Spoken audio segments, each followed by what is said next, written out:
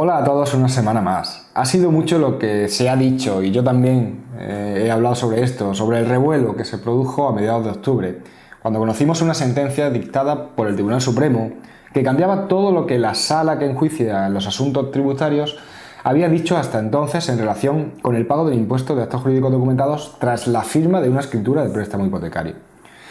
Sin embargo, dado que ya os he hablado de esas sentencias, de que al día siguiente el presidente del Tribunal Supremo decidió que había que reunir a todos los jueces para decidir sobre este asunto en un pleno que se celebró a inicios de noviembre, de que ese pleno acabó con la decisión por 15 votos a favor frente a 13 de volver a determinar que el impuesto lo debe pagar el particular, y también de la modificación que poco después aprobó el gobierno en relación también con el pago de este impuesto. Creo que ya que por fin conocemos el contenido de la nueva sentencia que votó ese pleno, debo comentárosla. Y eso es lo que voy a hacer hoy, hablaros de esta sentencia, una sentencia de casi 80 páginas y de las que unas 60 páginas son votos particulares de los magistrados que votaron en contra. Así que quédate y comienzo a hablarte de todo esto.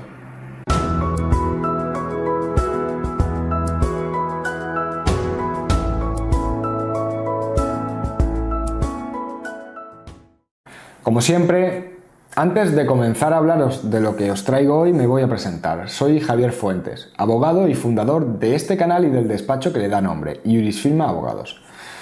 Dicho esto, como he avanzado al principio, hoy os voy a hablar de la sentencia en sí, de la que hemos conocido su contenido hace pocos días. Esa sentencia que ha sido dictada por el Pleno del Tribunal Supremo sobre el impuesto de actos jurídicos documentados y que fue aprobada con la votación a favor de 15 magistrados frente a 13. La sentencia que ha derivado de esa convocatoria express que se produjo nada más conocer que se cambiaba el sentido de la jurisprudencia que hasta entonces conocíamos sobre quién debía pagar el impuesto. Su consecuencia ya la sabéis. Todo lo que dijo el Supremo en esa sentencia, bueno, en esas sentencias, porque fueron 3 las que se dictaron con contenido idéntico, el 16, 22 y 23 de octubre, quedó en papel mojado porque esta nueva sentencia vuelve a determinar que el obligado a pagar este impuesto cuando se otorga una escritura de préstamo hipotecario es el particular, el prestatario, y no el banco. El motivo que da es muy sencillo, porque realmente esta sentencia lo que hace es recordar todas las sentencias que se habían dictado antes y volver íntegramente a las conclusiones que se daban en esas sentencias. Esas conclusiones es que no se puede entender este tipo de contratos que se firman en un documento único como dos negocios jurídicos, que serían de un lado el préstamo y de otro la constitución de una garantía de hipoteca en favor del banco. Esa división en dos es la que sirvió al Tribunal Supremo en esas últimas sentencias de octubre para variar su postura, ya que al entender que de un lado está el préstamo y de otro la hipoteca, y tener en cuenta además que este impuesto se paga precisamente porque se realiza una inscripción en el registro de la propiedad y lo que se inscribe es la hipoteca, pues se debía tener como negocio principal, por lo menos a efectos del impuesto, a esa hipoteca. Sin embargo, ahora se vuelve a argumentar que el contrato de préstamo hipotecario no es la suma de dos negocios, sino uno solo. Textualmente habla de él como un único negocio jurídico complejo. Y que esto hace que el único sujeto pasivo del impuesto, el único obligado a su pago, sea el prestatario. Ya que si el que debe pagar el impuesto es el que adquiere el bien o el derecho de que se trate, dice esta sentencia que, como hablamos de un único negocio jurídico, no puede hablarse de que existan dos adquirentes, uno del préstamo y otro del derecho de hipoteca, sino que solo habría un adquirente. Y ese adquirente, dice, es el prestatario, que recibe el dinero, porque en definitiva viene a decir que si en el préstamo sin hipoteca el adquirente es el prestatario, en el préstamo con garantía hipotecaria esto no va a cambiar. De esta forma, haciendo esta interpretación, ya no tendría importancia el hecho de que esas sentencias que conocimos en octubre anulasen el artículo 68.2 del reglamento que desarrolla la ley del impuesto y que era el que claramente decía que el prestatario, el particular, era el que debía pagar el impuesto en estos casos. Visto esto, realmente no hay mucho más que decir sobre el fondo de esta sentencia, porque, como digo, se limita a volver a lo que ya había dicho en muchísimas sentencias anteriores a estas últimas del mes de octubre.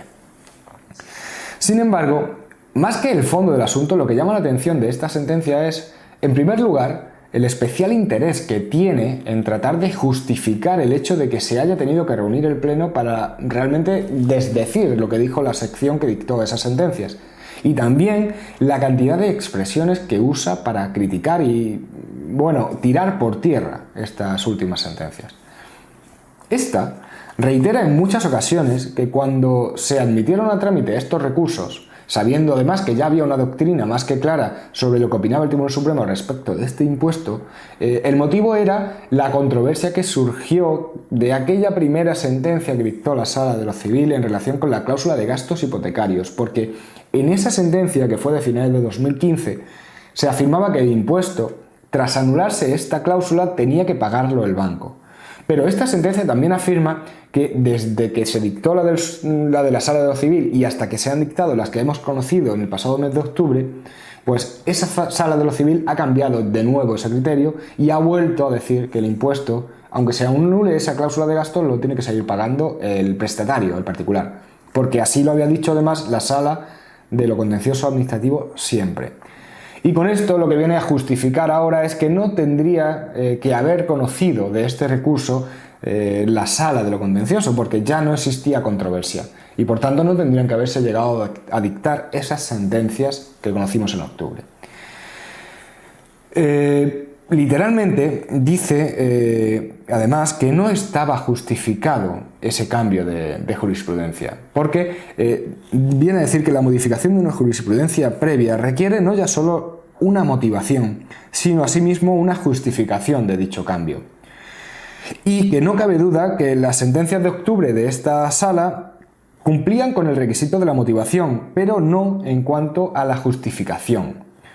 Sobre esto dice que no hay justificación porque ese cambio no está basado en una modificación de la norma ni de los hechos.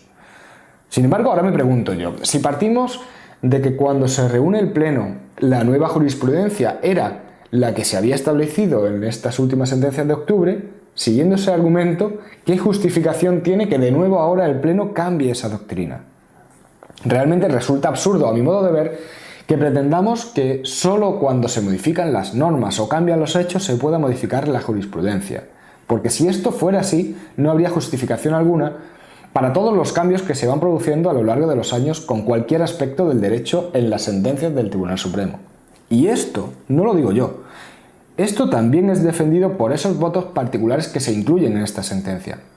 Sobre esto, la verdad es que el primero de ellos es muy claro. Ese primer voto particular comienza afirmando que las sentencias de octubre están totalmente justificadas y que precisamente la realidad social que hay actualmente no es la que había hace 30 años cuando se dictaron las primeras sentencias sobre este impuesto. Además, dice que basta con ser conscientes de las novedades que se han venido produciendo en relación con los derechos de los consumidores o las sentencias que se han venido dictando por el Tribunal Supremo e incluso el Tribunal de Justicia de la Unión Europea para entender que sí hay un cambio que justifica esta modificación de la jurisprudencia y sobre todo porque ese cambio que se produjo no es algo aleatorio, sino que esas sentencias de octubre están muy fundamentadas y tienen argumentos muy sólidos. Pero, sobre todo, ese primer voto particular deja claro que la jurisprudencia debe evolucionar a lo largo del tiempo, sin que sea necesario que haya un cambio de la legislación, entre otras cosas, porque si cambia la legislación, la jurisprudencia que la interprete, lo que será realmente es una nueva jurisprudencia sobre una nueva norma. Y esto que dice ese primer voto particular lo dice también el tercero de los 6 votos particulares que hay en la sentencia. Al margen de todo esto, los distintos votos particulares que se incluyen defienden que la interpretación que realizó el Tribunal Supremo en esas sentencias que conocimos en el mes de octubre era correcta y debía haberse mantenido en esta sentencia resuelta por el Pleno. Si bien existen matices entre los distintos votos particulares sobre los efectos que debería tener esta decisión, es decir, sobre si tendría que ser de aplicación retroactiva o debería limitarse en el tiempo. Sin embargo, antes de despedirme, sí quisiera resaltar algo que dice el magistrado Nicolás Maurandi en su voto particular, que es algo que además Ya dije yo algo parecido en algunas de las grabaciones, por eso coincido totalmente con él, y es que uno de los motivos por los que discrepa de lo que dijo la mayoría de los magistrados es el siguiente. La confianza social en la administración de justicia es un elemento esencial para que el modelo de convivencia pues, no sea una mera proclamación retórica y se convierta en algo efectivo y real. Esa confianza queda gravemente quebrantada si después de un cambio jurisprudencial extensamente argumentado, el más alto órgano jurisdiccional del Estado lo deja sin efecto, sin justificar que sea un claro desacierto jurídico, en el breve espacio temporal de menos de un mes. Sé que todo lo que se expone en la sentencia es bastante complejo, porque al fin y al cabo se basan en muchos conceptos jurídicos que pueden resultar difícil de entender y, bueno, al menos espero haber sabido transmitíroslo y haceroslo más entendible. Bueno, con esto creo haber resumido lo que se dice en esta sentencia que tanta polémica ha tenido. Y también con esta grabación voy a despedirme de todos vosotros hasta el año que viene, en el que seguiré tratando de haceros más cercanos todos estos temas y seguiré tratando de explicar las distintas cuestiones pues, que vayan surgiendo. Antes de finalizar, os digo, como siempre, que si te ha gustado y te ha resultado interesante, pues te pido que te suscribas al canal en la plataforma que más uses, YouTube, iTunes o iVoox. Y también os recuerdo la posibilidad de contactar directamente conmigo, algo que podéis hacer